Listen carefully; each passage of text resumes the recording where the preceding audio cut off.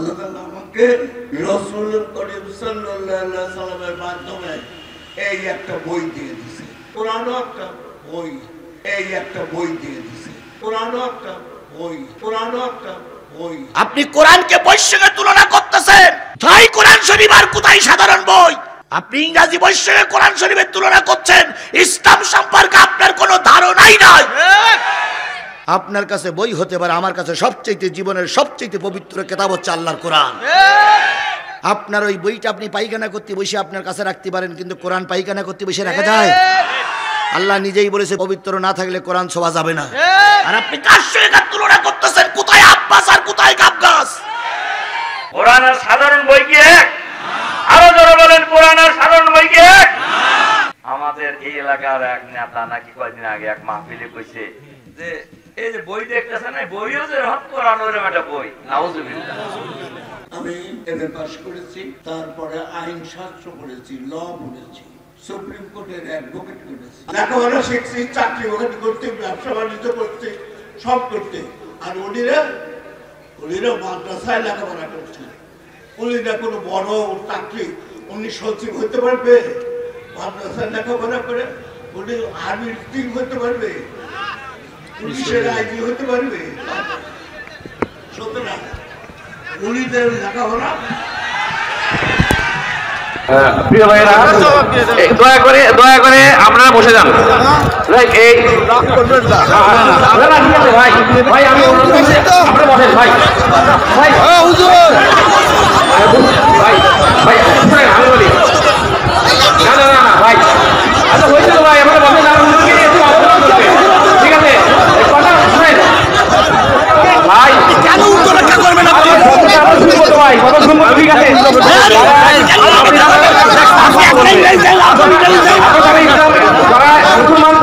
মাদ্রাসার ছাত্ররা সচিবের দায়িত্ব পালন করছে, মাদ্রাসার ছাত্ররা সেনাবাহিনীর দায়িত্ব পালন করছে, মাদ্রাসার ছাত্ররা এসপি, মাদ্রাসার ছাত্ররা বিচারক। কে বলেছে মাদ্রাসার ছাত্ররা সব জায়গায় দায়িত্ব পালন করতে পারে না?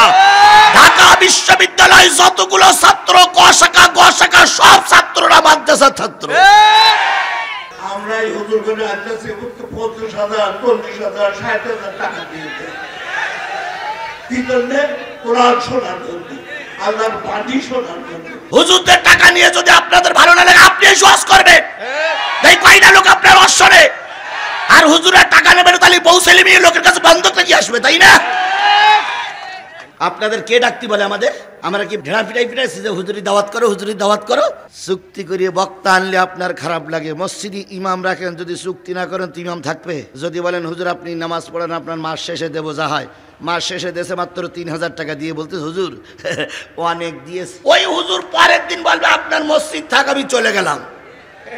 কিন্তু হুজুরি যদি বলা হয় যে হুজুর মাসে 10,000 টাকা দেবো, তাহলে হুজুর বসবে আমার মাস শেষ গেলে কয় হাজার টাকা দেবে?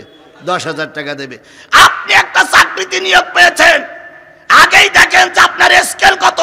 স্কেল যদি কম হয় আপনি চাকরিতে জয়েন দেন না, তাহলে আপনার স্কেলের দরকার। আর হুজুররা রাস্তায় শুধু বিক্রি করে বেড়াবে। আল্লাহর ঘর কম করেছি, শুধু আমি নিজে করি নাই, আমি নিজে 20 বছর আগেও করেছি, হজ করেছি। তারপরে গত 2 মাস আগে আমার পরিবারের 11 জন সদস্য, 2 মেয়ে, তাদের ছেলে মেয়ে, ছেলের বউ, আমরা সব মিলে 11 জন আমরা ওমরা করে আসলাম। নিজের চেহারা আয়নায় দেখে দেখো, 90 বছর বয়স হয়েছে, এখনো দাড়ি উঠিনি। মক্কায় গেলাম, মদিনায় গেলাম, কম্বল দান করলাম, নিজের 3.5 হাত বডির ভিতরে ইসলাম নাই।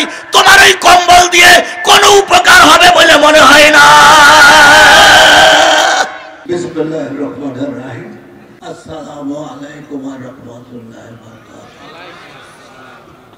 আমি তো মওলানা না, আমি হলো স্কুল, কলেজ, ইউনিভার্সিটি পড়াবে। আমি এমএ পাস করেছি, তারপরে আইন শাস্ত্র পড়েছি, ল পড়েছি, সুপ্রিম কোর্টের অ্যাডভোকেট করেছি, আল্লাহর ঘর কম করেছি। শুধু আমি নিজে করি নাই, আমি নিজে 20 বছর আগেও করেছি, হজ করেছি। তারপরে গত 2 মাস আগে আমার পরিবারের 11 জন সদস্য, 2 মেয়ে, আপনাদের ছেলে মেয়ে, ছেলে, ছেলের বউ, আমরা সব মিলে 11 জন আমরা ওমরা করে আসলাম। আমাদেরকে কি দিয়েছে আল্লাহ?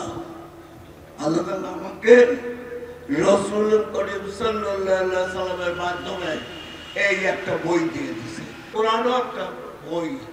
এই বইটা পড়েন, তাহলে জানবেন না আল্লাহ আমাকে কি নির্দেশ দিয়েছে, আমি কিভাবে জীবন যাপন করবো। এই যে সূরা মুমাজ্জাল, তাহলে বন্ধ করে দেই, যদি ভালো না লাগে বন্ধ করে দেয় মৌলানা সাহেবের কথা শুনে। হ্যাঁ, আপনারা কি শুনতে চান? কোরআন শুনতে চান না গল্প গজল শুনতে চান? নাকি আমি সুদ করে বলবো, তাদের ভাষায় বলবো? সত্য কথা বলতে কেউ যে কেউ কিছু মনে করুক, আমার কাছে কিছু আসে। আমি সত্য কথা বলবো, যেটা পড়ে আমি বুঝেছি, কোরআন পড়ে যা বুঝেছি। কোরআনে কোথাও আল্লাহ নিষেধ করছে 3টা আয়াতে যে কোরআন প্রচার করার জন্য কেউ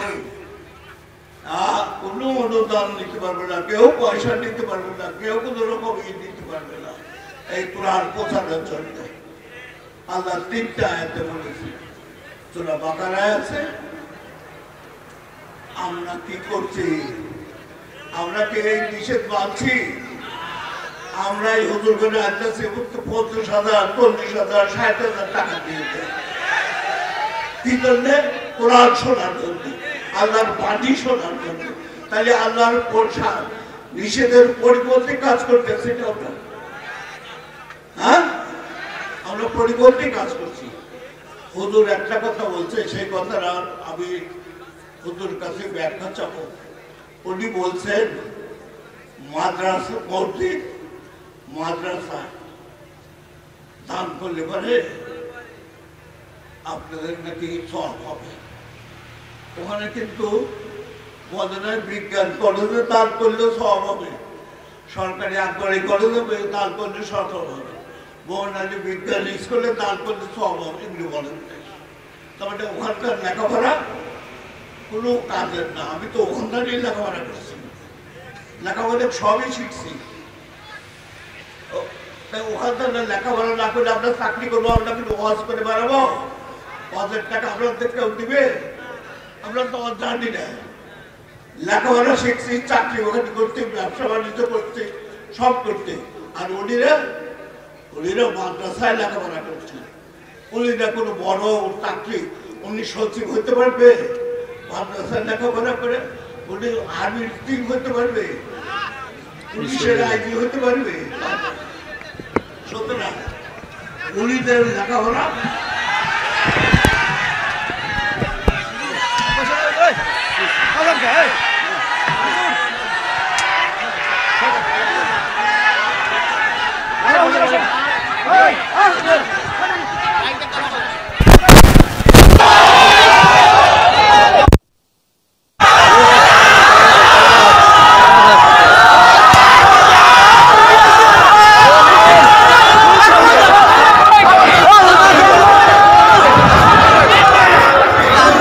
সম্মানিত মুসলমান, আমি আপনাদেরকে বিশেষভাবে অনুরোধ করছি, সবাই বসে পড়ুন।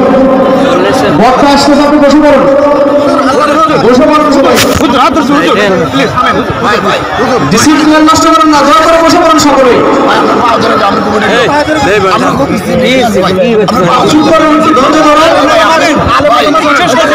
বক্তা চলে আসতেছে ইনশাআল্লাহ, আপনারা সকলে বসে যান।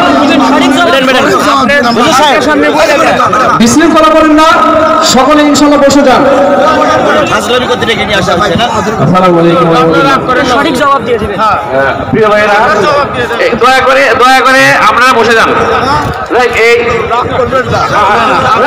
ভাই ভাই আমি আপনারা বসেন ভাই ভাই হুজুর ভাই ভাই আমি বলি না না না ভাই, আচ্ছা হয়েছিল ভাই, আপনারা বসেন। আর ঠিক আছে, কথা শুনেন ভাই, কেন উত্তর রক্ষা করবেন আপনি? ভাই কথা শুনবো, ঠিক আছে।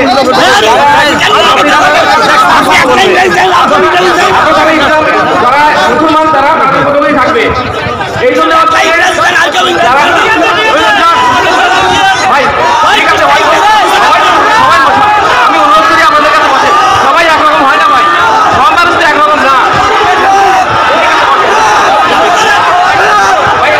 বিক্রি করা করেন না বসেন ভাই সবাই করে বসেন সবাই একরকম হয় না ভাই সব মানুষ তো একরকম না ভাই আপনি বুঝতে হবে তো ভাই এই ভাই বুঝতে পারছি না ভাই আপনি বসেন দয়া করে বসেন আমি বলি কথা বলি এই ধৈর্য না করতে পারলে কেন কেন জানি মানুষই মারতে নেই ভাই সবাই বসেন ছোটি কাজ হয় না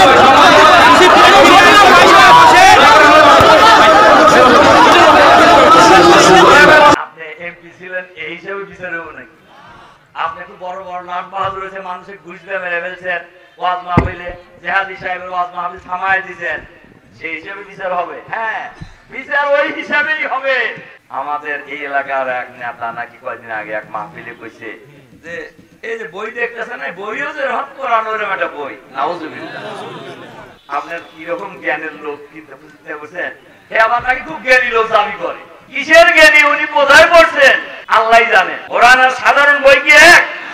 আরো জোরে বলেন, কোরআন আর সাধারণ বই কি এক? যে কোরআন সম্পর্কে আল্লাহ তাআলা কোরআনের শুরুতেই বলে দিয়েছেন, যালিকাল কিতাবুল লা রাইবা ফীহ, এইটাই আমার কিতাব, এই কিতাবের মধ্যে কোনো সন্দেহের কোনো অবকাশ নাই। আমরা মুসলমান, আমরা কোরআনের অনুসারী, কে কি বললো ওতে আমার কিছু যায় আসে না। আমরা কোরআন নিয়ে বাঁচতে চাই, আমরা কোরআন নিয়ে মরতে চাই, কোরআনের জন্য জীবন দিতে রাজি, কোরআনের জন্য রাজপথে শহীদ হতে রাজি, কিন্তু কোন বাতিল মুনাফিকের কথায় আমরা ভেঙে যেতে রাজি নই। জোরে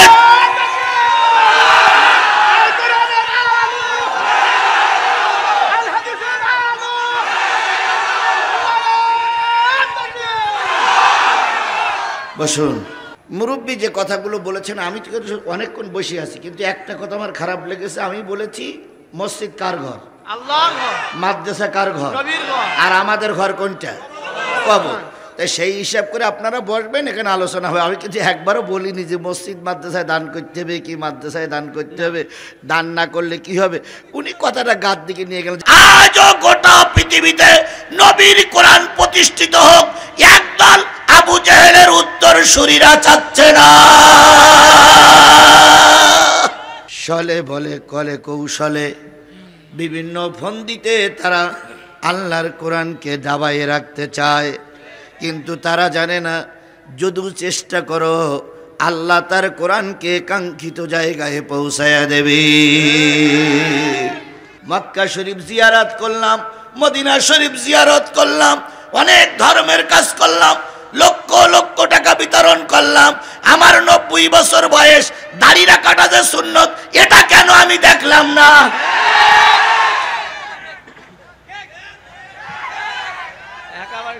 আমি এত কিছু করলাম, মক্কায় গেলাম, মদিনায় গেলাম, কম্বল দান করলাম, নিজের 3.5 হাত বডির ভিতরে ইসলাম নাই, তোমার ওই কম্বল দিয়ে কোনো উপকার হবে বলে মনে হয় না। মাদ্রাসার ছাত্ররা সচিবের দায়িত্ব পালন করছে, মাদ্রাসার ছাত্ররা সেনাবাহিনীর দায়িত্ব পালন করছে, মাদ্রাসার ছাত্ররা এসপি, মাদ্রাসার ছাত্ররা বিচারক। কে বলেছে মাদ্রাসার ছাত্ররা সব জায়গায় দায়িত্ব পালন করতে পারে না?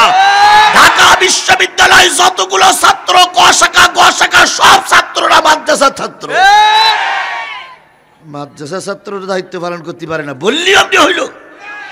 আমরা মৌলবী হয়েছে শুধু এই খয়রাত নেওয়ার জন্য? হুজুরের টাকা নিয়ে চলে যায়, তাহলে হুজুরদের এক জায়গার জন্য? হুজুরদের টাকা নিয়ে যদি আপনাদের ভালো না লাগে আপনি ওয়াজ করবেন, তাই কয়টা লোক আপনার অশ্বরে? আর হুজুরের টাকা নেবেন, তাহলে বউ ছেলে মেয়ে লোকের কাছে বন্ধক নাকি আসবে, তাই না? আপনাদের কে ডাকতে বলে আমাদের? আমরা কি ঢেড়া পিটাই পিটাইছি যে হুজুরি দাওয়াত করো, হুজুরি দাওয়াত করো? কথাবার্তা যা বলতে হবে ভেবে চিন্তাই বলতে হবে। যে দোষ করেছে তাকেই দোষী বলেন, কিন্তু আপনি যদি গোষ্ঠী শুদ্ধ হুজুরদের বলবেন যে এই হুজুররা সবাই করে, তাহলে এখানে নবী মুহাম্মদ সাল্লাল্লাহু আলাইহি সাল্লাম পর্যন্ত গালিগালাজটা চলে যাচ্ছে। কথা বলেন, কথা বলেন, কথা বলেন। আরে ভাই, কার ইজ্জত আল্লাহ দেবে আর কার ইজ্জত দেবেন ওটা আল্লাহর ব্যাপার। আল্লাহ বাজেট করে রেখেছে আগামী জাতীয় সংসদে কারা যাবে। আপনি একজন আরেকজনের বিরোধিতা করে পথ বন্ধ করবেন পারবেন না। সন্তান যখন আসার সময় হবে, মা তো তখন ঠিকই সংবাদ বলবে যে সন্তান আসতেছে। তুমি আর আমি যদি যতই বিরোধিতা করি, আল্লাহর কসম, আল্লাহর বিধানের পথ বন্ধ করা যাবে না। চুক্তি করিয়ে বক্তা আনলে আপনার খারাপ লাগে, মসজিদে ইমাম রাখেন, যদি চুক্তি না করেন তো ইমাম থাকবে। যদি বলেন হুজুর আপনি নামাজ পড়েন, আপনার মাস শেষে দেবো, যা হয় মাস শেষে দেশে মাত্র 3000 টাকা দিয়ে বলতে হুজুর অনেক দিয়েছে, ওই হুজুর পরের দিন বলবে আপনার মসজিদ থাক, আমি চলে গেলাম। কিন্তু হুজুরের যদি বলা হয় যে হুজুর মাসে 10,000 টাকা দেবো, তাহলে হুজুর বসবে আমার মাস শেষে গেলে কয় হাজার টাকা দেবে, 10,000 টাকা দেবে। আপনি একটা চাকরিতে নিয়োগ পেয়েছেন, আগেই দেখেন যে আপনার স্কেল কত। স্কেল যদি কম হয় আপনি চাকরিতে জয়েন দেন না, তাহলে আপনার স্কেলের দরকার, আর হুজুররা রাস্তায় শুধু বিক্রি করে বেড়াবে। আমরা রাজপথের পরীক্ষিত সৈনিক, আমাদের ভয় দেখাই লাভ নাই, ভয় দেখাবা কাপুরুষ মুনাফিকদেরকে। যখন ময়দানে ব্যাঙের মতন সবাই পালিয়েছিল, তখন জিহাদি ময়দান কাঁপিয়ে কথা বলেছে, আর এখন বসন্তের কোকিল হয়ে ওর ভুলদারো নিজের চেহারা আয়নায় দেখো, আয়নায় দেখো, আয়নায় দেখো, আয়নায় দেখো, নিজের চেহারা আয়নায় দেখো। 90 বছর বয়স হয়েছে, এখনো দাড়ি উঠিনি। এই কোরআনের সঙ্গে কোরআনটারে বই বলা যাবে না, কখনোই কোরআনটারে বই বলা যাবে না, কারণ কোরআনের নাম হচ্ছে কোরআন শরীফ। কথা বলেন, কথা বলেন, কথা বলেন। আপনি কোরআনকে বইয়ের সঙ্গে তুলনা করতেছেন। একজন জাতীয় সংসদের সদস্য আলেম আর একজন জাতীয় সংসদের সদস্য মমতাজ, আপনি সাইদের সঙ্গে মমতাজের তুলনা করবেন? আপনার কাছে বই হতে পারে, আমার কাছে সবচেয়ে জীবনের সবচেয়ে পবিত্র কিতাব হচ্ছে আল্লাহর কোরআন। আপনার ওই বইটা আপনি পায়খানা করতে বসে আপনার কাছে রাখতে পারেন, কিন্তু কোরআন পায়খানা করতে বসে রাখা যায়? আল্লাহ নিজেই বলেছে পবিত্র না থাকলে কোরআন ছোঁয়া যাবে না। আর আপনি কার সঙ্গে তুলনা করতেছেন? কোথায় আব্বাস আর কোথায় গাবগাছ, কোথায় দমকল আর কোথায় বদনার নল, কোথায় শেখ সাদি আর কোথায় ইন্দিরা গান্ধী, কোথায় জাতির পিতা আর কোথায় সেরা সেন্ডেলের পিতা? অনেকদিন ঠান্ডা হয়েছিলাম, কিন্তু আসলে আমার মাথাটাই গরম করে দিয়েছেন আপনারা। এখন আমরা তোমার পক্ষে ছিলাম, তুমি যে কথা বলেছো তোমার পক্ষে আর আমরা নাই, কারণ তোমরা এখন কোরআন শরীফে বইয়ের সঙ্গে তুলনা করতেছো। যদি তোমরা আরো একটু উপরে যাও, কোরআন শরীফকে গানের বইয়ের সঙ্গে হয়তো তুলনা করবা। কোথায় কোরআন শরীফ আর কোথায় সাধারণ বই? আপনি ইংরেজি বইয়ের সঙ্গে কোরআন শরীফের তুলনা করছেন। ইসলাম সম্পর্কে আপনার কোনো ধারণাই নাই। মুসলমান চেনা যায়, কিন্তু মুনাফিক চেনা যায় না। আজকের সমাজে মুনাফিকরা সবচেয়ে চরম ক্ষতি করতেছে। আমরা একদল স্বৈরাচারীরে তাড়াইছি, আর এক দল যদি ওই স্বৈরাচারের ভূমিকা পালন করে, তাহলে ওই স্বৈরাচারের তাড়াই লাভ কি? ওই স্বৈরাচার তো ভালোই ছিল, আমাদের আগে মাহফিলে কথা বলতে দিত না স্বৈরাচারেরা। আপনারা যদি একই ভূমিকা পালন করেন, তাহলে ওদের তাড়িয়ে লাভ কি? ওরাই তো ভালো ছিল। আপনাদের যত সম্মান দিচ্ছি, তত আপনারা ঘাড়ের পরে দাঁড়ায় দিন দিন দিন দিন দিন দিন দিন দিন করে নাচতেছেন। যত আপনাদের স্যালুট দিচ্ছি, তত ঘাড়ের পরে দিন দিন করে নাচতেছেন। আমরা কিন্তু ভারত থেকে পাসপোর্ট করে আসিনি, আমরা মায়ানমার থেকে পালে আসিনি, আমরা আসমান থেকে নাজিল হইনি, জমিন থেকে ফুটে আসিনি। আপনার উল্লাহ পড়ার কথা বলার অধিকার আছে, আমারও কথা বলার অধিকার আছে, কারণ আপনি বাংলাদেশের নাগরিক, আমিও বাংলাদেশের নাগরিক। দীর্ঘক্ষণ বসে থাকলাম আপনার জন্য, এরপরে মাইক বন্ধ করে আপনারা সবাই দিলাম, আর আপনি সময়টা এইভাবে কাজে লাগালেন। আপনার বিবিকে একটু বাঁধবে না? 40 মিনিট আপনার জন্য বসে থাকলাম, আর আপনি আমাকে মাইক দিয়ে 5টা মিনিট বসে থাকতে পারলেন না। বিবেক বাজারে কিনতে পাওয়া যায় না।